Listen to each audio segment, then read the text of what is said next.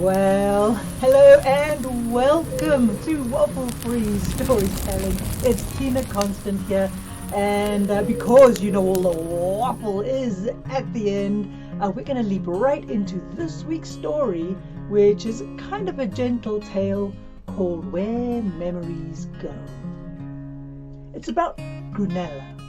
Now, she was an unusual woman, so unusual that the people in her village actually didn't know what to make of her. After much discussion, they decided it was the way she watched the world that was different to anyone else. Where everyone else just watched the world go by, Grunella would examine it, like she was searching for sparks left by the wind. And when she saw a spark, she would pull a bottle or a jar from her bag, waft it through the air like she was catching it, then cork the bottle and take it home. She would do this without ever saying a word or offering any form of explanation. Odd as she was, people agreed that she was harmless. Her eccentricities made the villagers smile and even created a strange kind of attraction where people from other villages would come to Grunella asking her to fill a bottle for them. Sometimes she would, sometimes she wouldn't. But people always left her company happier, more peaceful, and more confident than they were before. In fact, that's another thing people agreed upon. Whenever Grunella walked into a room, things that seemed hard to bear a moment before suddenly lifted.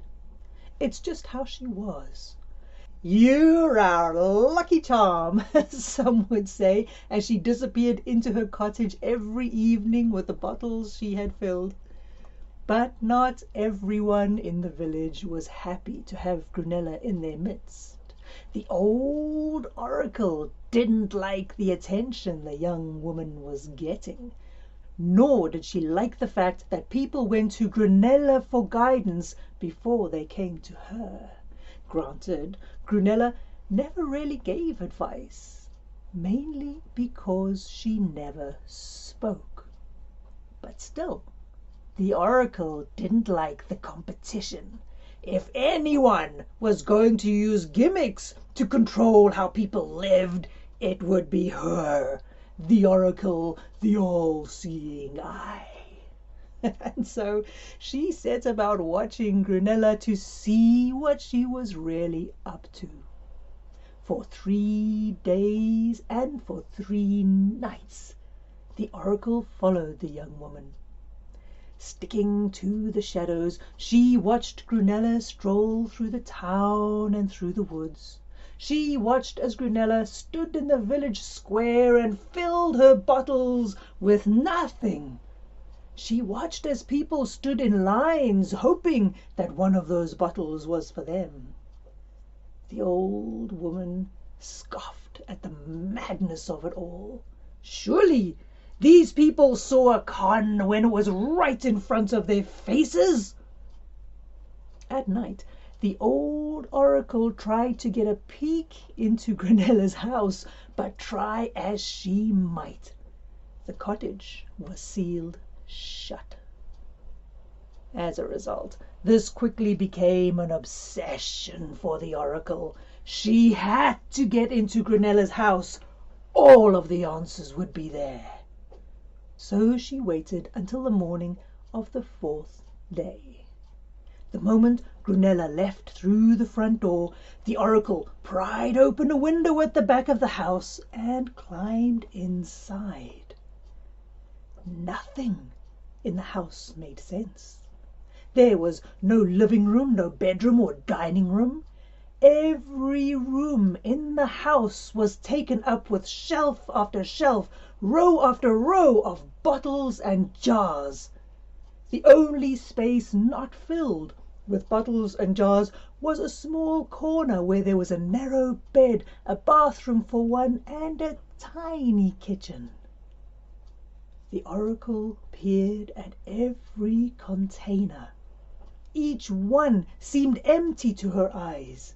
Each one was covered in dust, and each one had a name on it. There were bottles and jars for every person in the village and many beyond. There were jars for the living and there were jars for the dead. The oracle searched the shelves and finally stopped when she came to a row of jars with her name on them all.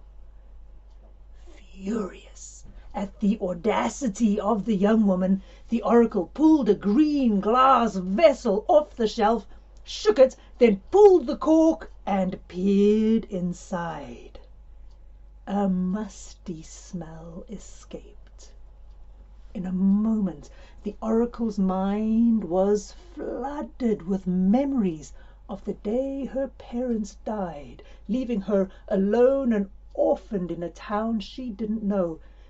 It was the worst time of her life, a time she thought that she had forgotten, a time that she had been happy to leave in the mists and the fog of a long, long ago. But here, with a single breath from that bottle, it all came rushing back, choking her the way smoke would in a burning house. She forced the cork back onto the jar and gasped for air. In a moment, the smell and the memory faded. She opened the next jar with her name on it.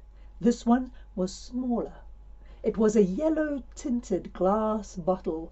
She took a sniff, and in a moment more memories flooded back. These were of the day she ran away from that village after she was told that her destiny was to be a servant to the local oracle. She was still a child at the time, but she was terrified and angry. The oracle of that village was an old, crusted, evil man who spied on people and told them to heed him or pay. No, she would not spend her life serving him. That would not be her destiny.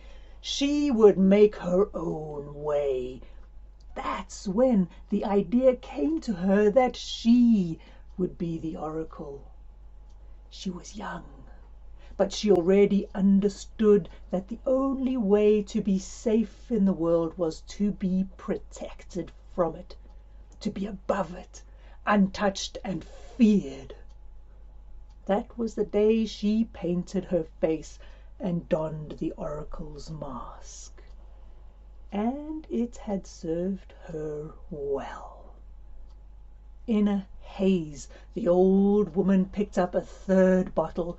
She was almost too frightened to open it, but something in her soul compelled her to pull the cork and breathe. The scent from that jar was unfamiliar. Instead of a memory, images floated into her mind that seemed new and unexpected.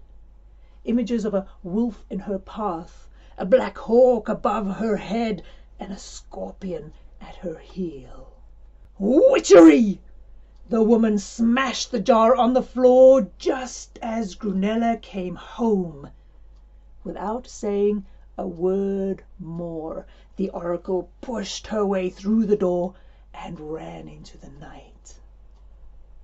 Aware that the young woman was running after her, the oracle ran faster than anyone her age was expected to. She ran through the village, along the riverside, into the forest, up the hilltops and along the ridge, and there she could run no further. The oracle stopped when her nose filled with the same musty scent that reminded her of her parents' graves. The smell was a warning, strong enough to make her stop and pay attention to the world around her, to look for sparks in the wind. There in her path was the wolf. In the trees above her perched a hawk. She didn't have to look down to know that there was a scorpion at her heel. The oracle closed her eyes and waited to die, only to hear Grunella's soft footsteps behind her. Turning around, the oracle watched as Grunella held the mended jar in her hands and whispered sounds the wolf understood. The hawk heeded and the scorpion obeyed, and with a blink the strange smells from the jar receded, and forest air filled the oracle's senses.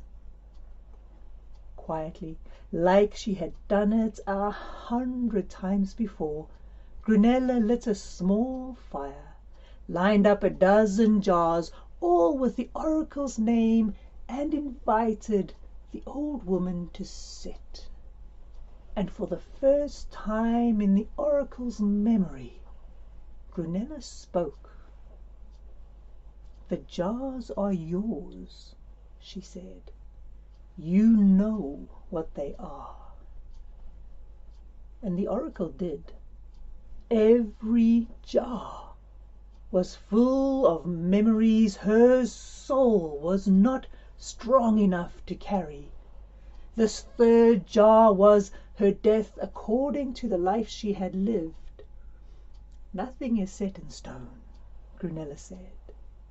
"As you can see, the corks can be removed, the jars can be emptied, the jars can be refilled. The choice is always yours." With that, Grunella disappeared into the woods, leaving the old woman alone. The oracle sat by that fire for a long time. Only as the sun came up did she open the first bottle and breathe deep. She inhaled every scent, every memory, every fear and emotion of her childhood. She wrapped her heart around every mistake, and she forgave. Then she removed the cork from the 2nd jar, and again she breathed deep. She inhaled the loss and the love and the betrayal of her life, and when that jar was empty, she sat with all her memories, good and bad, big and small, and she gave them all a home. With all those memories back in her heart, the face she had painted on herself all those years ago melted, and the disguise she wore fell to the floor. Lighter, despite the weight of her past, she looked at her reflection to see what she could see.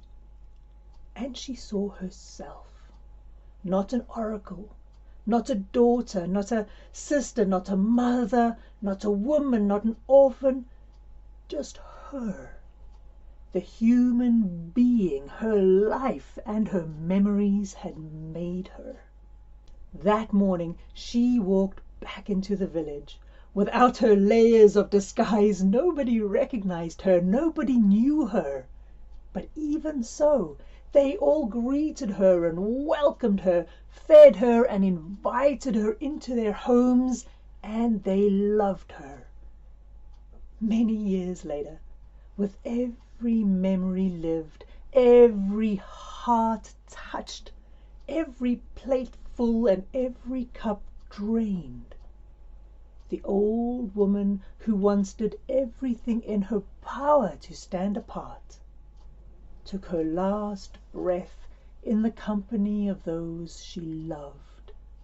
And when that happened, Grunella was there with a jar. She filled that jar with the woman's whole life, and she put her name on it, and she put the jar on the shelf for anyone who wanted to know the story of a human life well lived. Well, that's it, folks. That's it from Waffle-Free Storytelling this week. our world is in such a crazy state of change and flux, but we are a resilient bunch. And one of our failings, perhaps, is that we don't remember enough. If we did, perhaps we would make fewer mistakes, and we would learn the lessons of history.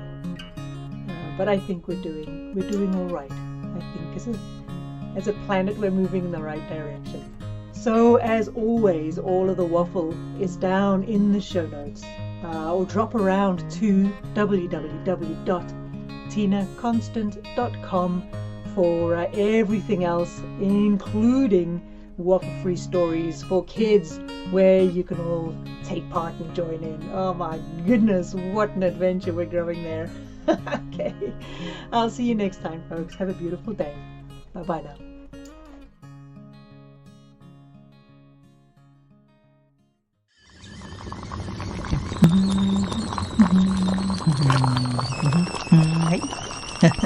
Biscuits later, Jack.